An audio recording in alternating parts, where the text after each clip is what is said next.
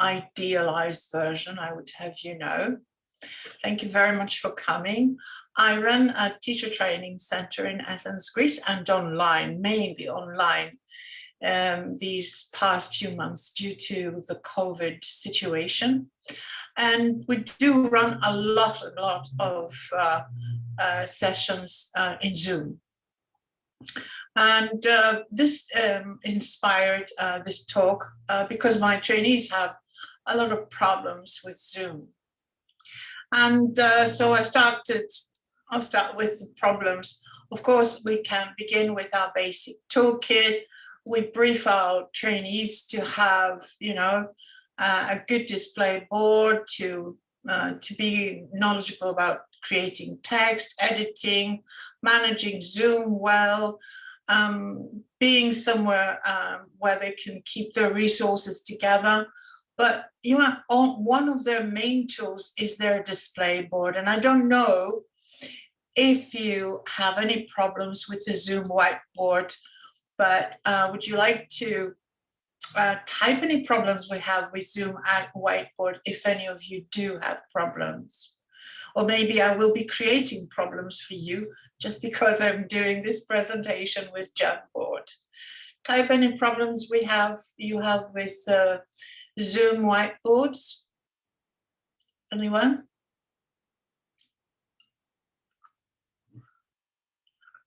This is teacher thinking, allowing you some thinking time, but maybe nobody has problems with the Zoom whiteboard. No?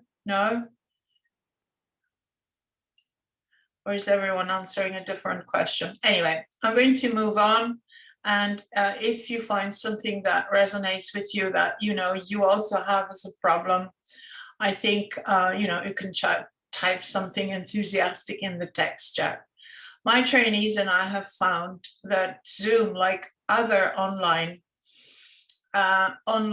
spaces, I've been using also Adobe Connect Pro for many years, as Heike knows. I've used Big Blue Button, I've used WizIQ, which in fact has quite a good whiteboard. It's one of the best. But for Zoom, which is our most popular option just now, my trainees and I find that, the controls on the whiteboard up there at Zoom, just to use it, are not intuitive. And there are too many controls. A lot of times they're not accessible from phones because the teacher may be working from a laptop and have access. But sometimes you want the learners to use the whiteboard as well. Personally, for me, I operate on Mac machines, my laptop, my desktop. I very regularly lose my mouse when I'm trying the annotate function, and I just get totally flabbergasted and disgusted with Zoom for no good reason. It's just maybe a glitch with Macs. And also I find that if you get a lot of people writing on the same board, if you have people who don't have on iPad, it's very difficult to use the whiteboard. So that's also a problem. I see someone putting that in the text chat. If you have a lot of trainees, a lot of students working on the same whiteboard, it tends to drain the language. Would you? Is someone speaking to me? Saying something meaningful? No. Okay. So if you have a large class and everybody's trying to write on the board, sometimes things get stuck. And one of the last things that I found that's problematic is that you cannot actually copy paste directly onto the whiteboard. If you take a screenshot and you tell the learners to take screenshots and share them, then they cannot paste them.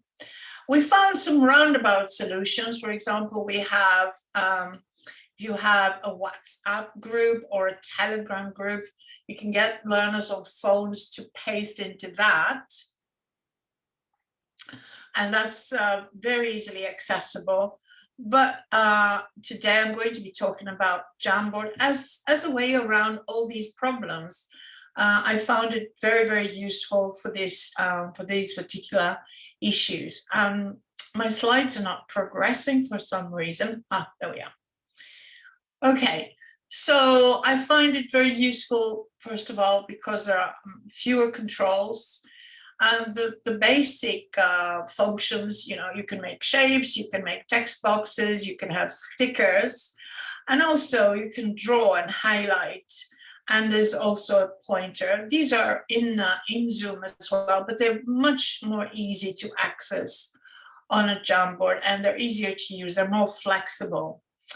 Moving elements on the Jamboard itself is quite easy. And also, one of the things that I really love about it is that you can open a Jamboard and you can, a jam or whatever they call it, and it works like a book, a little booklet. You can have multiple pages. You can add your whole lesson in. It's like having a PowerPoint online. And you can give each student a different page. You can give each group a different page. Groups can visit other groups, and they can sometimes meddle with their work. So we ask our own students to put their names up and keep out signs if they don't want other groups to interfere, which they love doing. But it seems to be much more easily handled by our learners themselves. Let me just negotiate my... Yeah, okay. So move and resize perhaps is a function that you need to teach your learners, because again, that's not intuitive. So what can you do with it? I'm going to show you some very quick ideas that I've used it for. I'm sure there are hundreds more. I've just used a few that I've found useful. One of the easiest ways to start analyzing your learners' needs online is to do this. This is an example from one of our trainees, one of our teachers, who did a first day analysis of a SWOT analysis, as you see, strengths, weaknesses in learning English, opportunities and threats, when they started asking, working with one class, and all the learners, each learner had their own board. This particular board belonged to Hannah. It was very easy for the teacher who created this to just copy this page and paste it on the next board and put another name of it. You can brainstorm, you can get the learners to brainstorm ideas and words and anything else you like. So here is an example of a little diagram that I copied and pasted on this on a Jamboard from a PowerPoint, which is also great because you have lovely slides on your PowerPoint. You can paste them on a Jamboard multiple times, so you can have each group generating ideas. This was an activity about surviving on the moon. So as a lead-in, they had to brainstorm what they knew about the moon. And different people wrote by hand, because you can see you can have pens, you can have stickers, you can have text. And then they went and compared their own boards with other people's. Here's another brainstorm activity. Jamboard itself doesn't have shapes and tables and stuff, but you can use the shapes that are available to create little separation sections, or one column, another column, or you can even create whole tables, as some of my trainees have created, like this one. This one was created by a teacher by copying shapes and coloring them in. The shapes are the round shape that you can see here, and they just made lots of different shapes for each team to be able to put their own ideas in each column, in their own particular compartment, if you like. You can present language and check language. Sarah pasted her slide onto a Jamboard, and she got the learners to predict how they would be to reorder, to check, and this is it's not a Jamboard created slide, but it's a paste. Something you can create either on your Microsoft Office service or on a PowerPoint. Here you can get learners to check their understanding by saying, oh, these language items are more suitable for tentative disagreement. This is for strong disagreement. This is for strong agreement, and so on. So you can give them lots of language and they can decide where it goes by moving. Or another group here, an example with lots of stickers.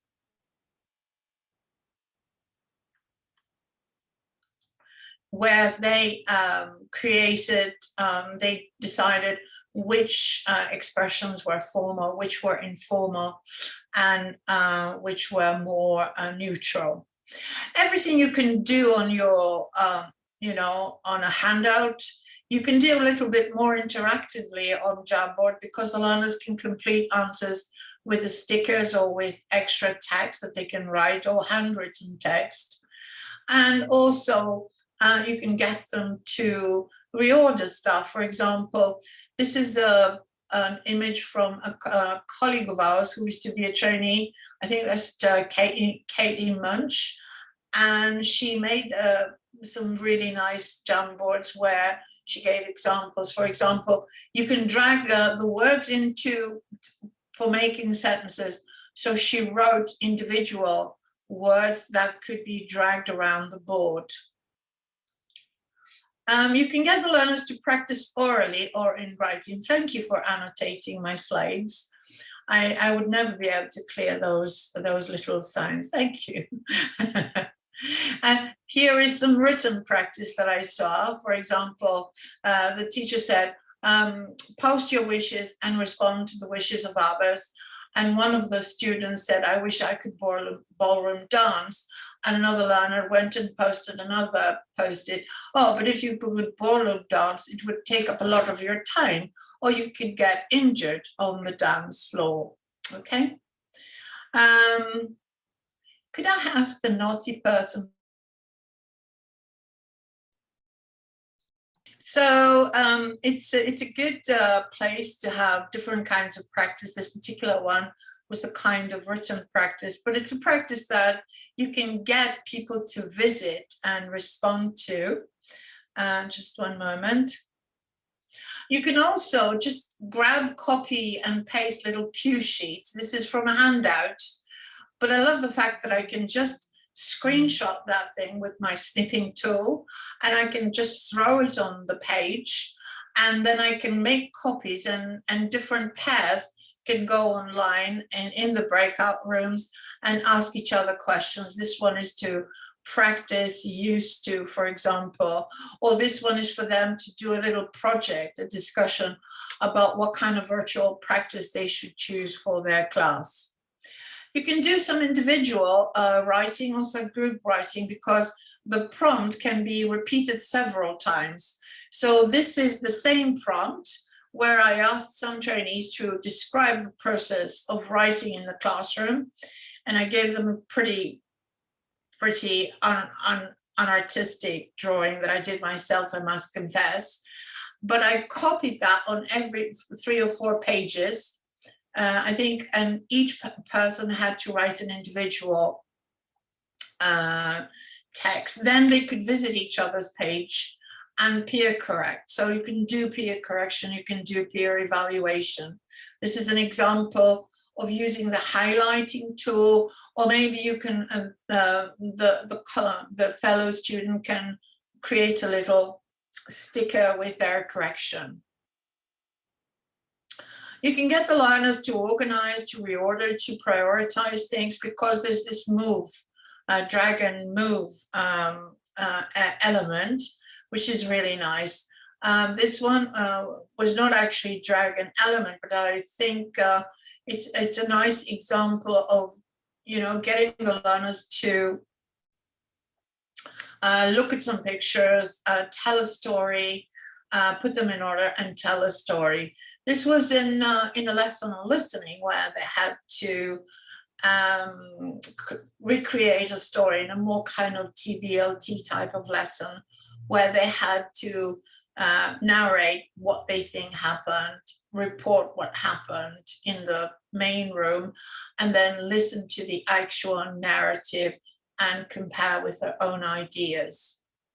This one is a similar idea. That was Katie Bunch's idea as well. I stole it from her Jamboard without any, but it's free, it's out there, it's public. So it's thanks to her that I got inspired and started doing this, where she's getting the learners to put the story, the pictures in order, and then to drag words and match them with the pictures, to practice saying the words, thinking of the stress, and maybe then telling the story.